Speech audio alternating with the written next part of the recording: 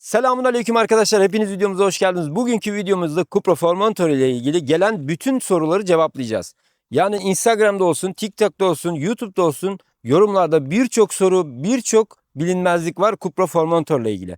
Ben de 1,5 senelik bir kullanıcı olarak size yaşadığım sorunları, yani arabayla ilgili hissettiklerimi size anlatmak istiyorum ki hem alacak olanlara hem de bu arabayı merak edenlere bilgilendirici bir video olmasını istiyorum. İlk gelen sorulardan aklımda kalanların hepsini cevaplamaya çalışacağım bu videoda. Umarım sizin cevabınız da bu videonun içerisindedir. Videonun sonuna kadar kalıp kanala abone olmayı ve video yorum yapmayı unutmayın lütfen. İsterseniz hemen başlayalım sorulara.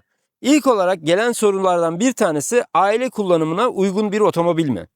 Arkadaşlar Cupra Formentor bildiğiniz üzere mini SUV olarak geçtiği için büyük bir otomobil zaten. Bir Golf değil, bir Leon değil, onun bir üst segmenti olarak düşünebilirsiniz. Gerçekten oldukça geniş, oldukça büyük bir otomobil benim için. Bir aile için daha doğrusu. Tabii ki daha büyük otomobiller daha iyi kullanımlar sunabilirken bu otomobilde aile kullanımına, 4 kişilik bir aile kullanımına gerçekten müsait bir otomobil. İsterseniz şöyle arka tarafına bir bakalım sizinle birlikte. Hem siz de gözünüzde bir canlandırın istiyorum. 4 kişilik bir ailem var. 2 tane çocuğum var. Çok rahat bir şekilde istediğim yere, istediğim şekilde yolculuk yapabiliyorum bu otomobille. Şöyle gösterelim arka tarafını. Şu an ön koltuklar bana göre ayarlı. Gördüğünüz gibi devasa bir alana sahip. Yani çocuklar için ya büyük biri bile otursa bence yeterli bir kullanım kapasitesi var arkadaşlar. Bildiğiniz üzere bu araç plug-in hibrit bir araç olduğu için elektrikle de kullanabiliyorsunuz. Benzinli olarak da kullanabiliyorsunuz aracı. Elektrik kullanımında merak edilen soru şu arkadaşlar. Bir dolu yani %100 dolu batarya ile kaç kilometre gidebiliyoruz sorusuydu. Bu sorunun cevabı arkadaşlar sizin kullanımınıza göre değişiklik göstermekle birlikte ben 100 kilometreyi gördüm. Ama 110, 120 kilometreleri de gören var. Tek bataryayla yani %100 şarjda 120'yi de gören var. Tabii ki sizin kullanım profilinizde ve alışkanlıklarınıza göre bu değişiklik gösterebilir. Şehir içi kullanımında oldukça önerdiğim bir otomobil bence. Plug-in hibrit bir araç olduğu için elektriği dışarıdan dolduruyoruz ve aynı zamanda aracımız benzinli. Profil seçeneklerinden seçebiliyorsunuz. Elektrikli ve hibrit olarak kullanabilme seçenekleriniz var. Elektriği seçtiğinizde sadece elektriği kullanır, hibriti seçtiğinizde elektrikten benzine geçiş süreçleri olur kullanım esnasında. Tabii ki bu araçları kimler için öneriyorum? Şehir içinde çok kullanım yapanlar, A noktasından B noktasına 10 veya 20 kilometre günlük sürenler için bence ideal bir araç olduğunu düşünüyorum. Ama uzun kullanımlarda tabii ki yine kullanılabilir ama elektrik doldurma, şarj etme gibi durumlar çıkıyor burada 100 kilometreyi doldurduktan sonra arkadaşlar. Onun dışında başka bir soru ise araçta kronik sorunlar var mı? Arkadaşlar şu konuyu bir açık getirelim. Bütün araçlarda kronik problemler tabii ki var. Bu kronik problemler Mercedes'te alsanız, Audi'de alsanız veya başka bir markada alsanız hepsinde yaşayacaksınız. Genel olarak markaların bu dijitalleşmiş çağda kronik sorunların olması çok normal. Önemli olan sorunların çözülüp veya çözülemediği ile alakalı aslında. Bu aracın kronik sorunlarına geldiğimizde çözülemeyecek kronik sorunlarından bahsedeceğim önce. Sonra çözdüğüm kronik sorunlardan bahsedeceğim. Çözülemeyen bir kronik sorun aracın diskleri arkadaşlar. Diskler her sabah sanki paslanmış gibi 100 metre sürmeniz gerekiyor ki ses gitsin. 100 metre içinde o sesleri duyuyorsunuz. Paslanmış gibi sesler çıkıyor. Bunu herkes yaşamıştır zaten diye düşünüyorum. Bir diğer kronik problem ise arkadaşlar camlardaki mekanik problemler. Şöyle göstereyim size. Bilmiyorum şu an yaşayacağız mı? Tamamen sizin şansınıza bağlı olarak denemek istiyorum.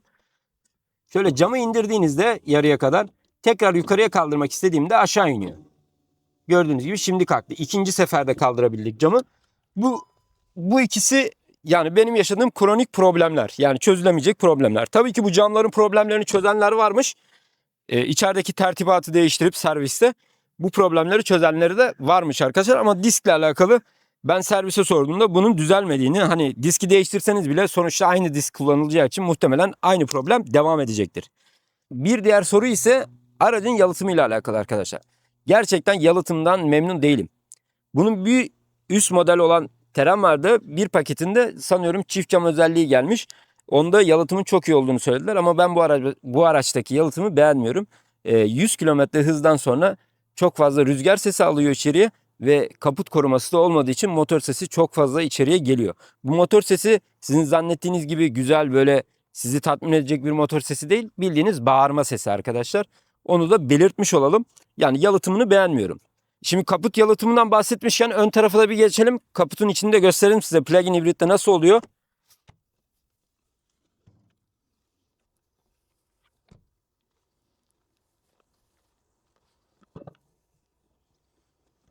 Şöyle kaputu açtığımızda tabii ki bildiğiniz üzere eleştireceğimiz bir yer burada var. Herkesin eleştirdiği gibi ben de eleştiriyorum. Yani böyle bir motomobilde amortisörlü kaput isterdim. Gördüğünüz gibi sadece teneke var. Şuradaki motorun sesi bağırma sesi geliyor. Bakın yanlış anlamayın. Bunu tekrar belirtiyorum. Bağırma sesi geliyor içeriye. O yüzden rahatsız ediyor. Şöyle motorun içinde gösterelim size.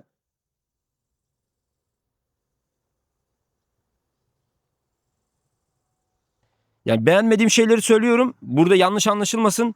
Arabayı çok beğeniyorum. Kullanmayı seviyorum. Memnunum ama eleştirmekte benim hakkım olduğunu düşünüyorum. Gelen soru şu şekilde. Cupra'nın amortisörleri çok sert olduğu söyleniyor. Gerçekten böyle mi diye bir soru geldi bana. Evet arkadaşlar böyle. Bildiğiniz üzere Cupra sportif yapısıyla, sportif sürüş tarzı ile sert bir otomobil. Aynı zamanda amortisörler de çok sert. Tabii ki bu beni rahatsız ediyor. İçeriye ses veriyor. Böyle engemeli yollarda takırdamalar oluyor süspansiyondan gelen. Tabii ki bu sürüş dinamiğine de katkı sağlıyor sportif olarak ama sonuçta sürücüyü rahatsız eden bir yapısı var. VZ modellerinde adaptif süspansiyonlar sayesinde bunun giderilebildiğini düşünüyorum. Ama bu modelde adaptif olmadığı için sesleri oldukça duyuyorsunuz ve süspansiyon gerçekten sert arkadaşlar. Çözdüğüm kronik sorunlardan bahsedeyim. İçerideki şöyle içeri geçelim. Arkadaşlar benim airbag ışığım yanıyordu. Bir ay boyunca yandı. Sonrasında buradaki dokunmatik panel çok sıcak havalarda takılmalar yapıyordu. Çalışmıyordu. Ekrandaki profil yükleme hızı oldukça uzundu. Bazen bir saat falan yükleniyordu profil ama açılmıyordu. Servise randevu aldım ve gittim. Servisteki adam bir güncelleme geldiğini, bugün bunu güncelleme ile çözebileceklerini söylediler. Camlar da belki düzelebilir dedi. Güncellemeyi sağ olsunlar bir gün içinde hallettiler. Aracımı bir gün içinde teslim ettiler. Ondan sonrasında airbag ışığı bir kez yanmadı. Buradaki panel hiç sorun çıkarmadı. Ve profil anında yükleniyor arkadaşlar. Bunu belirtmek istiyorum. Servis yani Almanya'daki servis bu sorunu çözmüş durumda. Yani bu sorunları çözmüş durumda. En azından benimkinde çözüldü. Bir diğer soru ise alternatör arızası yaşadın mı? Kesinlikle yaşamadım arkadaşlar. Aracı sıfırda da %0'da da kullansam ne şekilde kullanırsam kullanayım herhangi bir yolda bırakacak bir problem yaşamadım.